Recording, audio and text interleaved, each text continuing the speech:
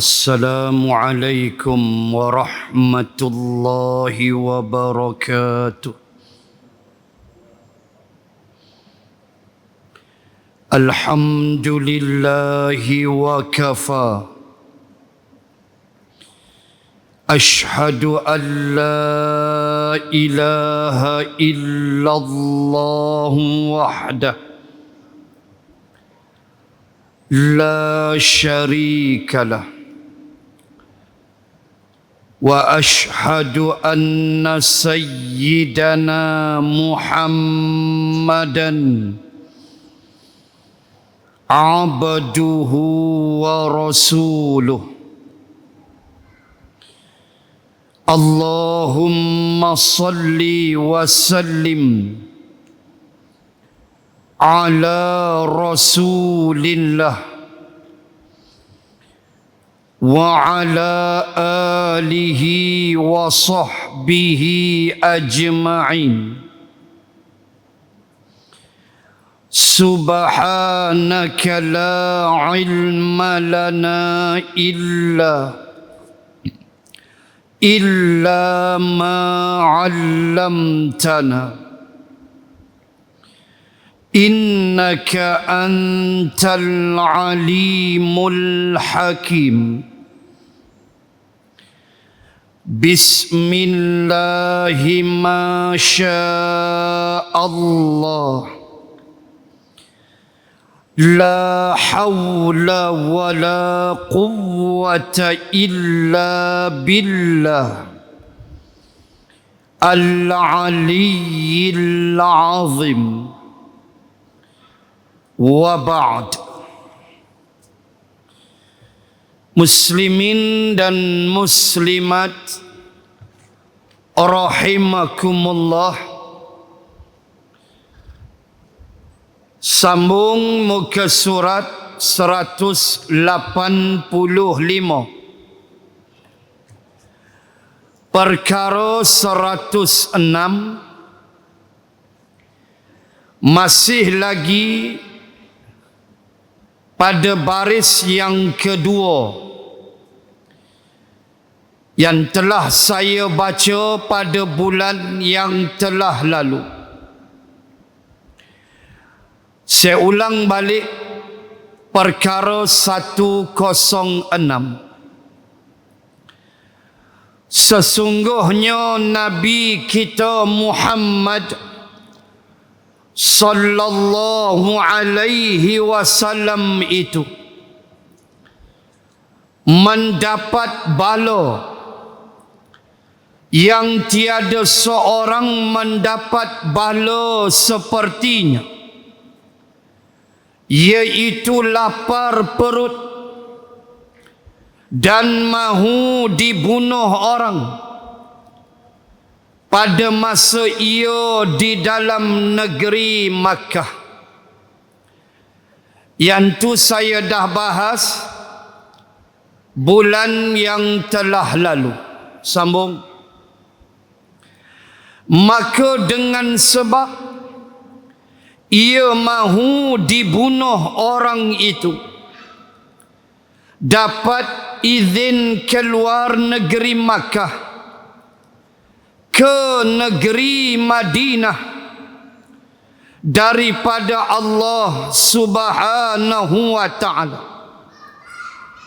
Maka keluar ia, lari daripada kaum Quraisy itu. Allah Subhanahu wa ta'ala mengizinkan baginda Rasul sallallahu alaihi wasallam dan para sahabat untuk melakukan hijrah daripada Makkah menuju Madinatul Munawwarah. Sebab itu kita rasa seronok tengok kalau tuan-tuan muslimat dapat video tu, 7 orang lelaki melakukan perjalanan pergi ke Madinah. Mereka berjalan kaki dari Makkah dan mereka menyusuri jalan hijrah baginda Rasul sallallahu alaihi wasallam. Ada dalam sinar harian ke begitulah 2-3 hari lepas video tu, 7 orang Arab menyusuri laluan hijrah Rasulullah dari Makkah ke Madinah, dan mereka mengambil masa 18 hari, berhenti bermalam di beberapa buah tempat, sehinggalah mereka sampai di checkpoint. Rasulullah masuk ke Yathrib atau Madinatul Munawwarah. Mereka telah disambut dengan paluan kompang, rebana lah, oleh penduduk-penduduk Madinah,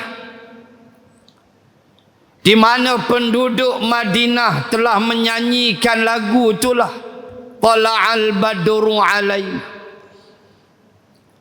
Mereka disambut the warmest welcome, berpelukan, menangis, walau celah-celah tu nampak ada yang isap rokok.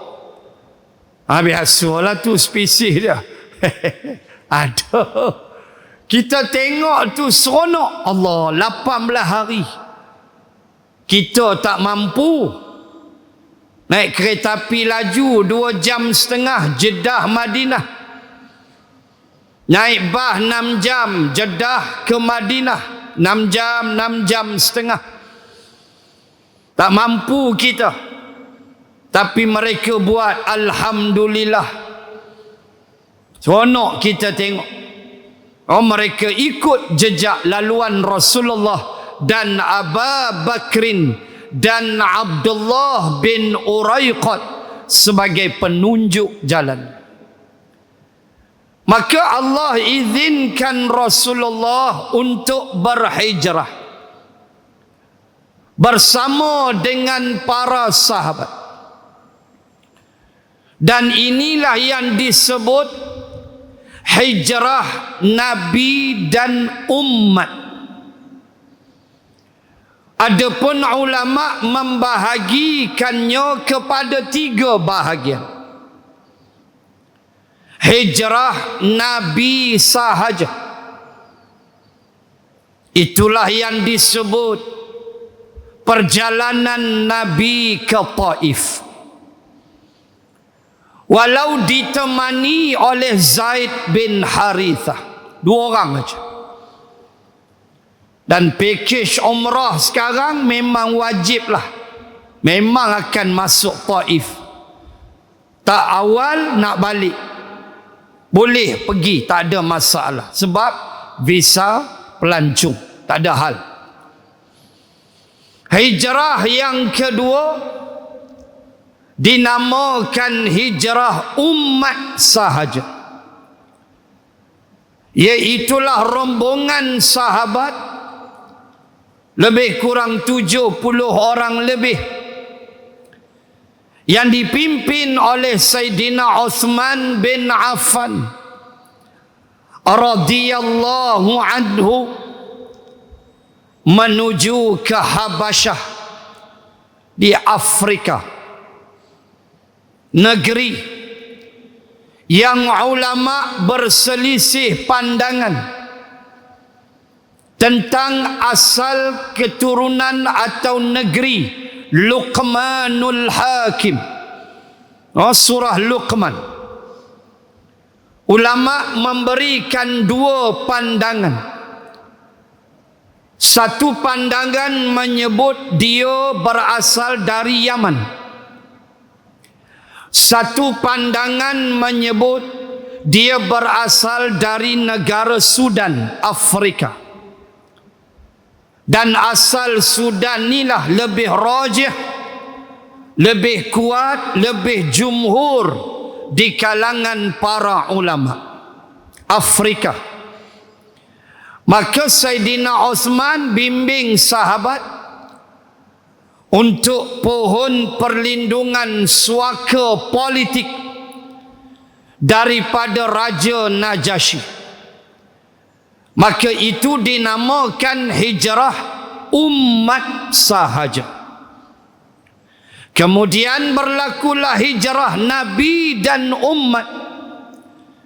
Itulah Makkah menuju Madinah.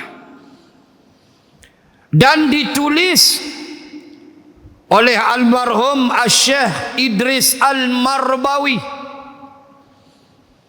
Itulah kata hebat kitab Baharul Mazi, kitab Jawi pertama yang dicetak di negara Mesir. Kitab Jawi pertama sekali Mesir cetak. Pengarang pula bukan orang lain, ate orang Kuala Kangsir katanya. Syekh Idris Al-Marbawi.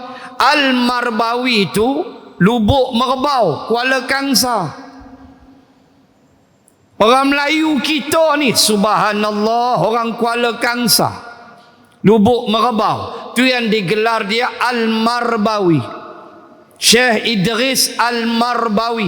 Al-Marbawi itu Lubuk Merbau, Kuala Kangsar. Hebat, Masya Allah, ulama Nusantara yang membahaskan Sahih Imam At-Tirmizi. Dan inilah kitabnya Baharul Mazi, kitab Jawi pertama yang dicetak di Mesir. Subhanallah. Dia tulis dalam ni, yang perlu kita ambil cakna. Apa dia? Dia menyebut bahawa Nabi sallallahu alaihi wasallam lari daripada Quraisy menuju ke Madinah. Tuan-tuan muslimat, bila almarhum Syekh Idris Al-Marbawi menulis bahawa Nabi lari daripada Quraisy, janganlah faham lari itu dengan maksud pelarian. Tuan-tuan muslimin muslimat, ingat tak? Beberapa tahun lepas ada ahli-ahli parlimen yang tak berapa cerdik berbahas dalam parlimen dan menyebut Rasulullah dan sahabat ni pelarian.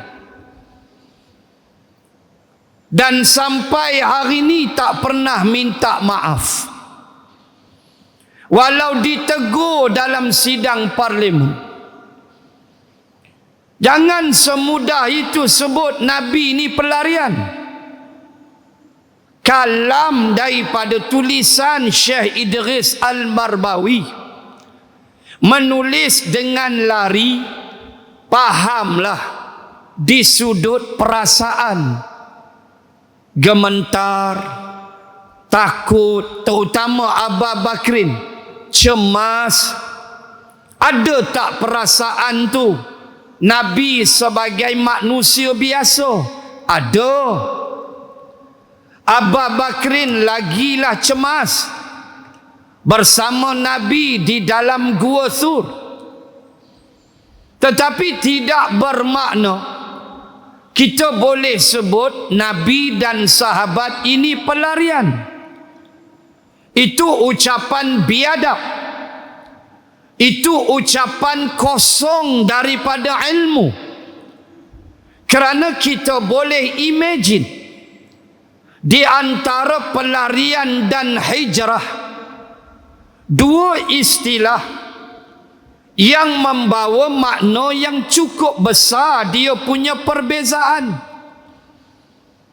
Pelarian tuan-tuan muslimat, boleh bayanglah pelarian. Maaf sebut. Macam mana situasi pelarian? Kadang-kadang tak sampai ke destinasi. Pelarian perang ke, lari dari negara tengah laut, pecah kapal tenggelam mati. Dia beza dengan hijrah. Hijrah ialah keluar untuk Islam, keluar untuk menyelamatkan akidah, keluar untuk pergi ke Yathrib Madinah untuk menjaga Islam. Hijrah penuh perancangan. Apa yang Nabi kena buat bersama dengan Abu Bakrin, ada dia punya planning.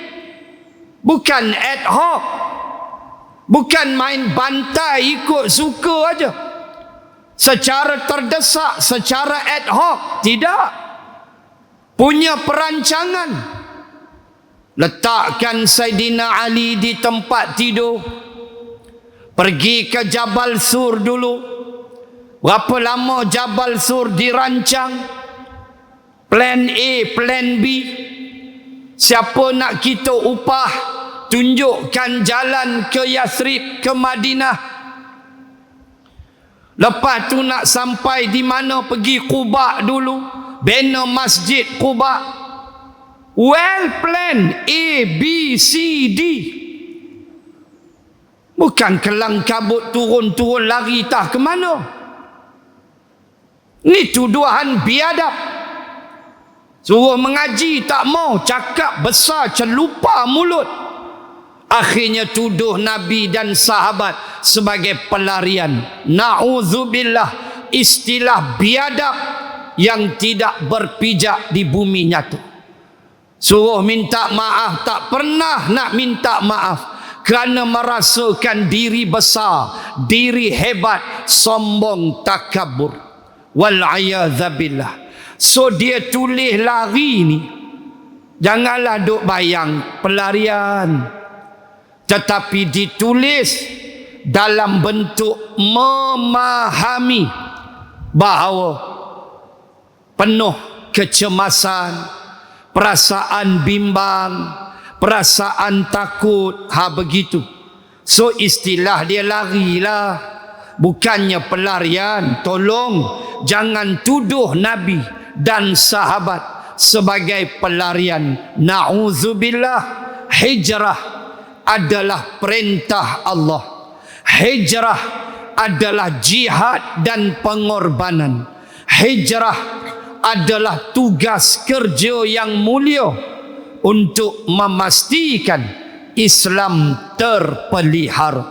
Maka terpaksalah sahabat berkorban perasaan, harta, cinta, kasih kepada bumi Makkah, terpaksa dikorbankan demi Islam. Inilah hijrah.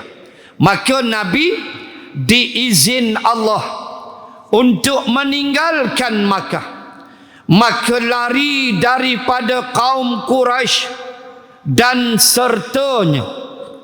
Sayyidina Bilal dengan sedikit makanan terkepit di celah ketiaknya. Baik, kita duk belajar dah. Waktu Nabi keluar, Nabi bersama Abu Bakrin. Kita khatam kitab Ar-Rahiqul Makhtum. Saya khatam kitab tu dengan anak murid di Masjid Kelang Lama, Kulim. Khatam Rahiqul Makhtum, kitab sirah yang dianggap terbaik di dunia. Pengarang dia almarhum Al-Syekh Abdul Rahman Mubarak Furi, seorang ulama India. Dan kitab Rahiqul Makhtum mendapat hadiah pertama dari kerajaan Arab Saudi. Kita khatam kitab tu Start daripada zaman jahiliah, Nabi belum lahir, sampai Nabi lahir, sampai Nabi wafat. Tak ada satu pun kenyataan Nabi, Abu Bakrin dan Bilal. Tak ada. So apa makna ni? Kejap lagi nampak. Apa maksud sertainya Bilal? Dan Bilal mengepitkan sedikit makanan di celah ketiaknya. Sebab kitab mana pun bila sebut hijrah Nabi aja, hanyalah dengan Abu Bakrin radhiyallahu anhu. Tidak ada Bilal di Jabal Sur, tak ada. Tidak ada Bilal dalam perjalanan daripada Jabal Sur menuju Yathrib, Madinah, tidak ada. Yang ada hanyalah Abu Bakrin. So, apa makna Bilal menyertainya? Maksudnya Bilal berhijrah. Tu maksud dia, bukan bersama Nabi. Ini kena faham balaghah, kena reti kitab-kitab lama dia begitu.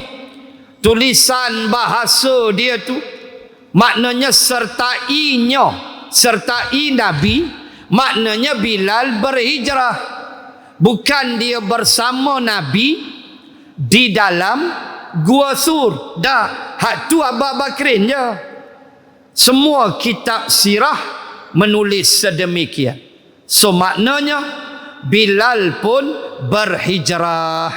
Itu maksud dia, bukan dia bersama Rasulullah.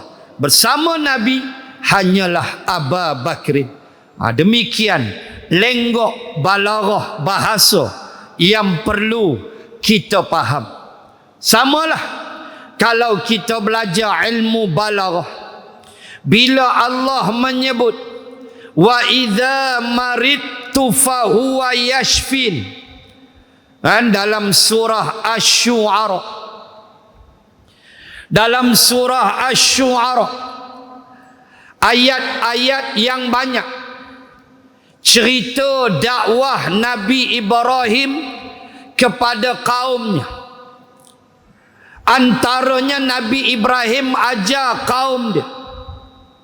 Ayat 72 ke 73, begitulah surah Asy-Syu'ara juzuk 19. Antaranya Nabi Ibrahim kata, wa idza maridtu fahuwa yashfin, bila aku sakit. Maridtu fi'lun madhi, past tense. Apabila aku sakit, fahuwa yashfin, dialah Allah yang menyembuhkan aku. Saya yakin tuan-tuan muslimat hafal ayat. Sebab dia ayat syifa, ayat penyembuh penyakit. Kan kadang-kadang lepas solat subuh tu kita perhati ada seorang duduk ujung-ujung tu duduk pegang dada. Tu dia baca lah tu. Dia bacalah ayat syifa tu. Pegang dada dia. Bacalah. Wa nunazzilu minal Quran. Macam-macam lah ayat syifa dalam Quran. Antaranya wa idza maridtu fahuwa yashfin. Dia pegang belah jantung dia, bagi sihat. Lepas tu keluar isak okok. Bacalah 6 lori sekali pun. Okok tu berhentilah dulu. Tuan-tuan muslimin muslimat, dalam ilmu balaghah kita belajar. Saya belajar lurah tahun 95, lama. Saya masuk kelas bahasa Arab tahun 95, lama punya cerita. Duk ingat tok guru ajar kita. Dalam ilmu balaghah, bila Allah sebut wa idza maridtu fahuwa yashfin, dan apabila aku sakit, Allah lah yang sembuhkan aku. Maka dalam ilmu balaghah, punca sakit adalah kita. Asbab sakit kita. Penyembuh Allah. Itu kaedah dia. Bila aku sakit, Allah sembuhkan aku. Maka dalam ilmu balaghah aja, punca sakit tu awak lah. Awak lah punca sakit. Maka Allah sembuhkan. Begitu. Tu dia. Dah tahu dah. Belum breakfast, cucuk darah, buh kat meter. Belum futur lagi. Futur breakfast lah. Belum minum pagi, belum futur lagi. Cucuk ya, 18 gula. 18. Ada yang habis meter, tak boleh baca. Ada anak murid saya di Telui, ngajak di Telui sebulan sekali. Dia abak, saya ustaz, cucuk ya habis meter, tak ada bacaan. Pergi. Dia punya tibai manis ni mampu durian 6 lori dia tibai. Tak ada dia peduli orang. Hak jenis cucuk, belum breakfast, gula 18 kat meter. Janganlah hampir tala tarik lagi. Hang kontrol lah. Pitibai Milo dinosaur, Milo tabu. Setengah kedai dia tulis Milo dinosaur. Setengah kedai Milo tabu, Milo ais, lepas tu tabur serubuk Milo lagi. Nin dia punya kerak kaki. Kena sebulan, hospital jawab dia, sedar-sedar dah berangin ya. Kaki dah tak ada sebelah. Na'udzubillah. Cari penyakit. Dah tahu gula 18 hampir telan. Apa benda manis buat apa lagi? Kontrol lah dulu. Minum je lah yak masak tu sekejap. Agak-agak dia turun, rembat balik lagu tu lah. Ni dah 18 tibai. Tarik 2 gelas. Breakfast. Nasi lemak 2. Roti canai, tepung. Tuan-tuan, tepung pun ada gula dia. Karbohidrat.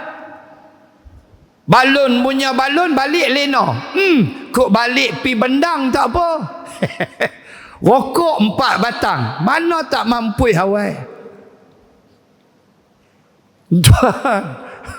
Dalam ilmu balaghah, penyakit tu kita cari. Wa idza maridtu fa huwa yashfi.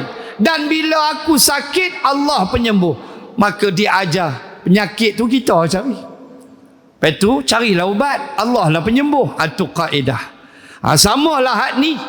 Bila kata Bilal menyertai, maknanya Bilal tu pi hijrah lah.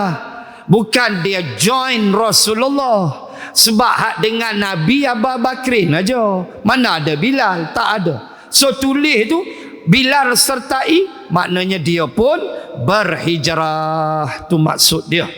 Baik. Ada hadis di situ. Itulah khabar yang telah dikeluarkan oleh Abu Isa At-Tirmidzi. Hadisnya demikian ini katanya. An Anasin qala Rasulullah sallallahu alaihi wasallam laqad ukhiftu fillahi wa ma yakhafu ahadun wa laqad uzitu fillahi wa ma yu'za ahadun wa laqad atat alayya 30 min baiti yawmin wa laylah wa mali wa li Bilalin ta'amun ya'kuluhu dhu kabidi illa syai'in yuwarihi ibtu Bilal. Diriwayatkan daripada seorang sahabat bagi Nabi sallallahu alaihi wasallam, lagi khadamnya namanya Anas bin Malik radhiyallahu anhu, katanya telah bersabda Rasulullah sallallahu alaihi wasallam, demi sesungguhnya Aku sudah kena takut orang-orang kafir pada masa keluar aku dari Makkah berpindah ke negeri Madinah kerana menyampaikan apa titah Allah. Disebut oleh pengarang kitab bagaimana Nabi sallallahu alaihi wasallam menyebut ukhiftu. Khauf makna takut. Ukhiftu jadi madhi, aku telah takut. Ni hadis Imam At-Tirmizi, Hasan Gharib. Hasan Gharib, hadis yang baik. Hadis Hasan tetapi Gharib. Ma makna hadis tu Gharib? Perawi dia seorang aja. Rawi hadis ni seorang sahaja. Dan banyak pecahan hadis Gharib. Rawi dia seorang aja. Yang ambil hadis ni seorang sahaja. Tu dia panggil Hasan Gharib. Baik. Dan ia boleh dipakai. Bagaimana Nabi sebut ukhiftu, aku telah takut. Perasaan tu ada. Jangan ingat tak ada. Itu sifat manusia. Takut saat lagi Abu Jahal kacau macam-macam. Dan Nabi kata, aku meninggalkan Makkah menuju ke Madinah kerana mahu menjunjung akan titah perintah Allah Subhanahu wa ta'ala. Itulah kehidupan kita, muslimin dan muslimat, bersedia untuk menjunjung perintah Allah Subhanahu wa ta'ala selagi nyawa di kandung badan. Ma dumtu hayya, kata Nabi Isa, ma dumtu hayya, selagi hayatku di kandung badan, menjunjung perintah Allah yang kita namakan amal yang soleh.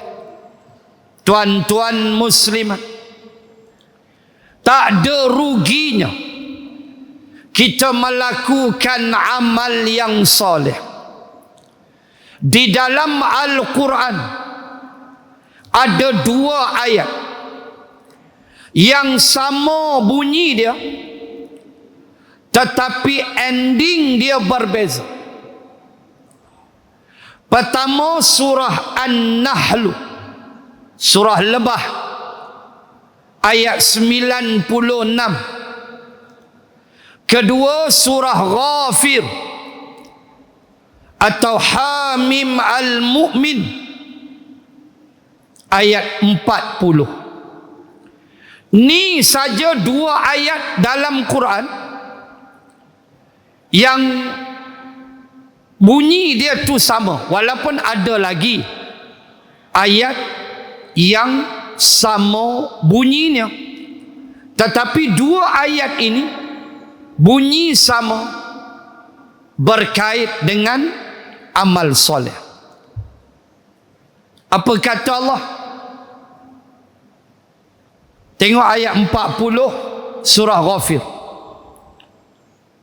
Man amila sayyi'atan fala yujza illa mithlaha wa man amila salihan min dzakarin aw untha wa huwa mu'minun fa ulaika yadkhulunal jannah yurzaquna fiha bighairi hisab. Sekejap lagi saya baca satu ayat. Nak kait 2 ayat dalam Quran, nak sebut kelebihan untung menjunjung titah perintah Allah.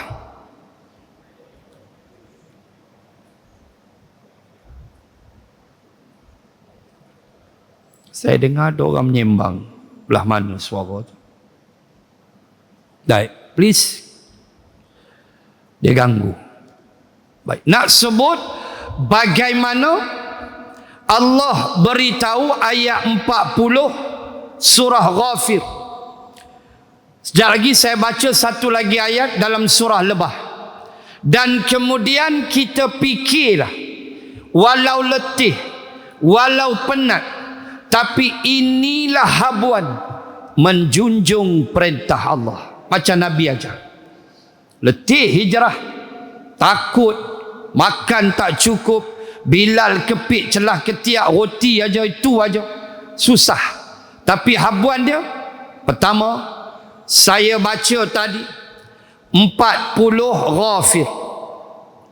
Kata Allah, man amila sayyi'atan, siapa yang melakukan sayyi'ah, benda tak elok, dosa, jahat, buat benda jahat, fala yujza, tak adalah Allah balas dia illa mislaha, melainkan selevel dengan kejahatan tu.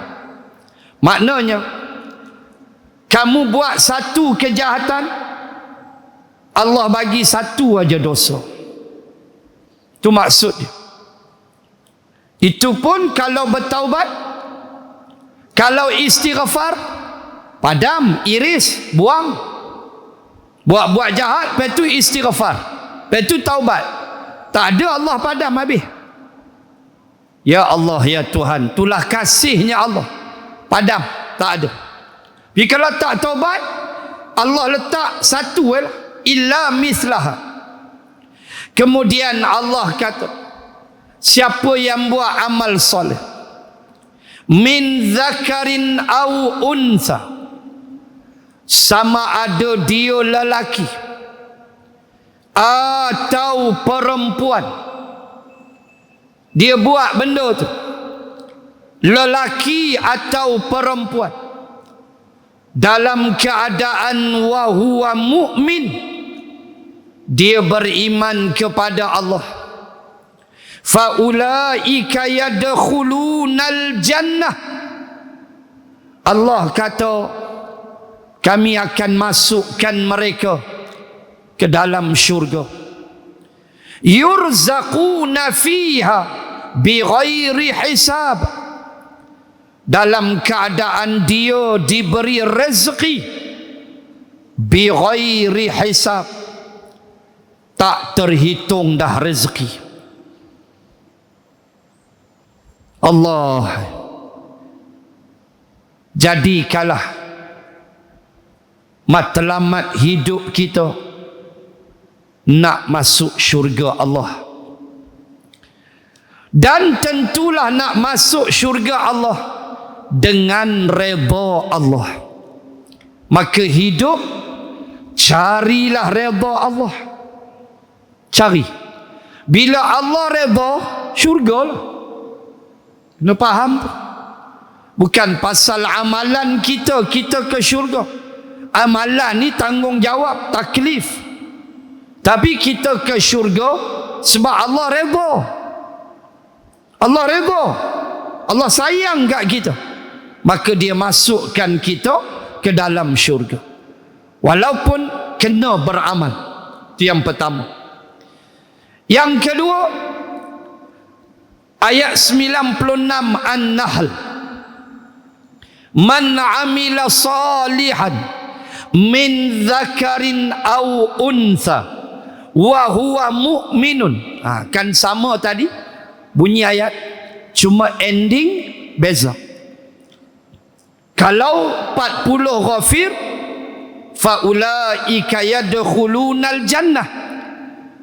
Tetapi 96 An-Nahl, Allah kata falanuhyiyannahu hayatan tayyibah walanajziyan ladzina ajrahum bi ahsani ma kanu ya'malun. Ending dia beza. Pangkal ayat dia sama. 96 An-Nahl. Barang siapa yang melakukan amal yang soleh di kalangan lelaki dan perempuan sedangkan dia beriman, maka falanuhyiyannahu hayatan tayyibah, maka kami akan hidupkan dia dengan kehidupan yang baik. Tengok, Ibnu Abbas ketika dia hurai ayat tu, ketika Ibnu Abbas membahaskan apakah ciri kehidupan yang baik, mungkin macam-macam jawapan. Oh, hidup saya bahagia, baik Ustaz. Tengoklah rumah saya, tengoklah kenderaan mewah saya. Setiap hari raya cucu-cucu saya berhimpun. Cucu ada 35. Bahagia saya Ustaz. Sambil dia isap cerut, bukan rokok, cerut. Isap sigar made in Mexico punya, bukan main-main, cerut. Tak main lah rokok. Oh, bahagia. Itulah bahagia dia. Orang politik mungkin bahagia dia menang pilihan raya, lepas tu boleh jawatan. Bahagialah tu. Dia menang pilihan raya, boleh jawatan. Bahagialah. Sebab ada yang menang tapi tak ada habuan, mungkin suramlah sikit. Orang main bola, mungkin bahagia dia, dia boleh skor gol. Oh, bahagia dia. Entah bubuh lah apa tuan-tuan tak. Ibnu Abbas kata, ayat 96 An-Nahl, bila Allah kata falanuhyiyannahu hayatan tayyibah, aku akan hidupkan kamu dengan hidup yang baik. Ibnu Abbas kata, pertama, rezeki engkau halal. Itu hidup baik. Rezeki engkau dapat halal. Rumah besar, kereta mewah 6 biji, tiap-tiap bulan tikam nombor ekor. Apa benda engkau hidup macam tu? Kena pula tu tikam. Pandai dia menyusun nombor terbalik sana, terbalik sini. Aksiden je ambil gambar. Bukan nak tolong orang, ambil nombor pelit. Lepas tu dia main pelit tu. Sebab itu kena sokong. Bila Kedah haramkan judi, kena sokong. Sebab tak ada manfaat satu biji habuk pun judi ni. Ni bukan cerita PAS, ni bukan PAN, ni bukan Pakatan Harapan. Ini tugas umat Islam. Ini tugas awak tu orang Islam. Bila orang Islam, judi haram ke halal? Haram. Full stop. Siapa kata halal, tolong bangun. Saya nak kira jerawat dia. Wajib. Jangan, ini semua politik. Jangan duk kata macam tu. Ini soal akidah. Tak ada satu lagi manfaat judi ni, tak ada. Yang ada pura peranda keluarga, yang tu ada. Jahanam keluarga lagi ada. Kena laki taik judi, habis. Dia terajang bini, dia lempang bini, sepak sebab nak duit, nak berjudi, gadai gelang silat-silat dengan bini dia jual. Terus sembanglah taik judi ni.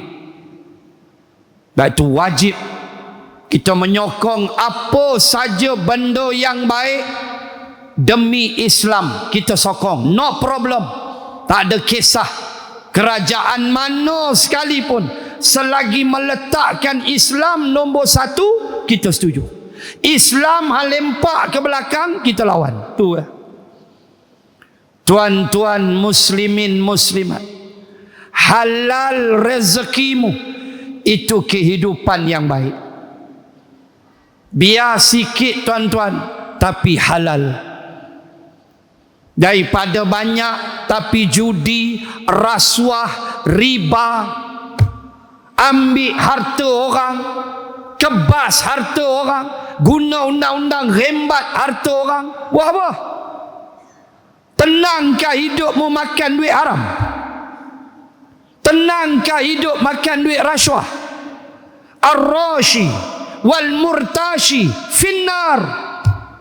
Atau kama qala, orang yang memberi rasuah, orang yang terima rasuah, duduk dalam neraka.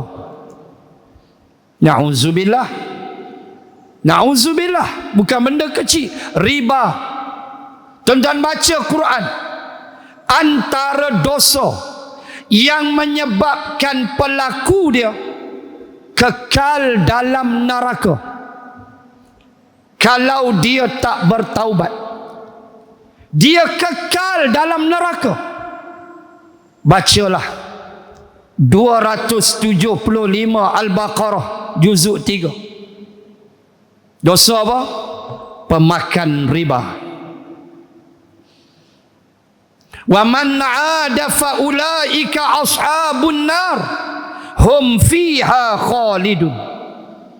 Penutup ayat 275 Al-Baqarah, Allah kata, wa man 'ad, siapa yang mengulang-ulang makan riba, interest, bunga, boleh apa pun, setelah diberitahu pada dia riba itu haram, dia tahu riba itu haram, wa man 'ad, dia terus makan riba, faulaika ashabun nar, dia adalah penghuni neraka, hum fiha khalidun, dia kekal dalam neraka. Allah beritahu. Dengan dok buat sedap, riba, rasuah, judi, jangan. Maka Ibnu Abbas kata, rezeki yang halal tu yang pertama, tanda hidupmu baik. Yang kedua, kata Ibnu Abbas, tanda penghidupan yang baik, engkau sentiasa dibimbing oleh Allah menuju ketaatan. Kita ni Allah tak biarkan kita buat salah ya, terus istighfar. Itu Allah tak biar. Allah campak penyesalan, dia bimbing kita. Oh, yang kau buat ni salah ni, kita pun astaghfirullah, ampun ya Allah, dia bimbing kita. Zuhur 1.32, pukul 1 mandi dah, 1.10 siap, 1 suku get ready ke masjid. Dia bimbing kita. Tak adalah asyik sampai orang gelar kita, dia dah pergi haji dah, orang gelar dia haji masbuk. Orang gelar dia haji masbuk, zuhur masbuk, subuh masbuk, zuhur masbuk, walhal subuh 6.22, 6.21, 6.23 subuh masbuk, apa kejadah lagi. Bangunlah awal 5.30 boleh dah. Zuhur masbuk, asar masbuk, maghrib masbuk, Aisyah masbuk. Tak adalah dia muafid, tak pernah muafid. Sampai bini dia panggil abang haji masbuk, pergi jawab dia, sah semayang? Sah lah, tapi masbuk kurang pahala. Orang muafid dengan imam, imam angkat takbir ya, takbiratul ihram, Allahu Akbar, immediately on completion of imam, Allahu Akbar, tu paling besar pahala. Bukan duk bergurau-bergurau cuit-cuit pungkok lagi. Tak ada lah sini, ni tempat lain dekat Mozambik Timur. Tu imam angkat takbir, duk usik-usik pungkok orang lagi, duk bergurau-bergurau lagi, duk tepuk-tepuk tangan lagi, apa benda? Afdal, paling besar pahala on completion of imam. Allahu Akbar, terus kita angkat takbir. Itulah paling besar pahala. So, kita dibimbing kepada ketaatan. Sentiasa nak buat baik.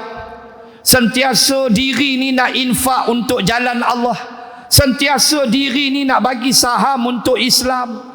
Hati tu sentiasa nak buat al-khair, al-bir, kebaikan, kebaktian. Kata Ibnu Abbas, tanda kedua hidupmu baik, Allah bimbingmu menuju ketaatan. 3, kamu ada sifat qanaah. Qanaah makna puas hatilah. Allah bagi apa pun kita puas hati. Kita usaha, tu rezeki kita. Puas hati. Alhamdulillah ya Allah, syukur. Usaha lagi.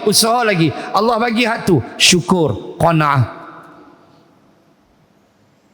Dan yang keempat, kata Ibnu Abbas, engkau redha dengan ketentuan Allah.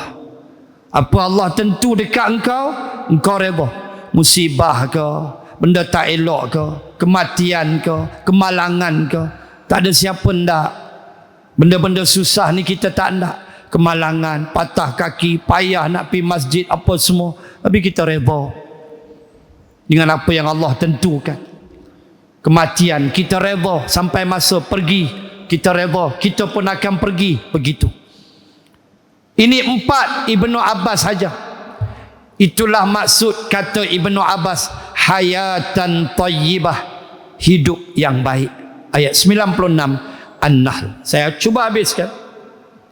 Baik. Dan tiada seorang pun ditakuti seperti aku. Maksudnya Nabi ada perasaan takut. Dan demi sesungguhnya disakiti akan aku oleh orang-orang kafir pada masa menyampaikan surah Allah di dalam masa aku tinggal di Makkah. Tiada seorang pun kena sakit orang seperti kena disakiti aku itu. Maksudnya akulah paling teruk kena ketika aku berdakwah di Makkah. Baik. Dan demi sesungguhnya telah datang ke atasku bala 30 hari daripada antara sehari semalam itu. Tiada bagiku dan bagi Bilal makanan yang boleh dimakan akan dia oleh yang mempunyai hati, yakni jiwa, melainkan sesuatu yang disembunyikan di celah ketiak Bilal. 30 hari itu kita dah sebut hari itu bagaimana Nabi berlapar, dapur tak berasak. Malahan Aisyah sebut 3 bulan. Kita dah baca dah hadis dia. 3 bulan makan kurma dengan air. Saya cabar tuan-tuan, 23 Mac 1 Ramadan buka puasa kurma air sampai pagi besok. Jangan makan apa. Nak tengok muka apa, mati syahid celah dewan tu. Saya sembang lah, ngaku-aku tak ada. Yang ada nasi gunung, tu dia. Nasi gunung, ayam dalam, tanam dalam ayam, tak nampak. Tunggu dewan siap. Tengok dekat skrin kita 23 Februari insya-Allah serahan apa semua. Makna sebelum puasa kita bolehlah iftar di dewan insya-Allah, mudah-mudahan. Amin ya rabbal alamin. Nak tengok makan kurma 3 biji ayak, maghrib, isyak, tarawih, tak payah makan apa. Keluar pintu, ambulans sampai. Hatulah kita, ya Allah ya Tuhan. Tiap-tiap tahun history repeat itself lah, kata orang putih. Tiap-tiap tahun lagu tu lah. Semangat hebat, tapi nak cuba kurang tu, ya Allah. 1 Syawal timbang naik 20 kilo. Aduh tuan-tuan, Nabi 30 hari dalam ni. Aisyah kata 3 bulan kami tak makan. Makan kurma dengan air. Allah. Dan Nabi kata adalah sikit hak Bilal bawa roti celah ketiak. Nak gambar itulah dia yang ada. Roti celah ketiak banyak mana, faham tengok. Hak itulah yang ada pada sahabat ketika mereka berhijrah. Kata Abu Isa At-Tirmizi, bermula ini hadis hasan lagi gharib. 107 masalah Nabi menyedikitkan dunia. Wallahu a'lam wa ilal liqa fi syahril ati. Subhanakallahumma wa bihamdik nashhadu an la ilaha illa ant wa nastaghfiruka wa natubu ilaik. Bismillahirrahmanirrahim. Alhamdulillahi rabbil alamin. Assalatu wassalam ala rasulillah wa ala alihi wa sahbihi ajma'in. Allahumma zidna ilman warzuqna fahman. Allahumma rzuqna fahman nabiyyin wa hifzal mursalin. Allahumma ij'al jam'ana hadha jam'an marhuma wa tafarruqana min ba'dih tafarruqan ma'suma. Rabbana atina fid dunya hasanah wa fil akhirati hasanah wa qina adzaban nar. Wa sallallahu ala rasulillah wa ala alihi wa sahbihi wa baraka wa sallam. Walhamdulillahi rabbil alamin. Assalamualaikum warahmatullahi wabarakatuh.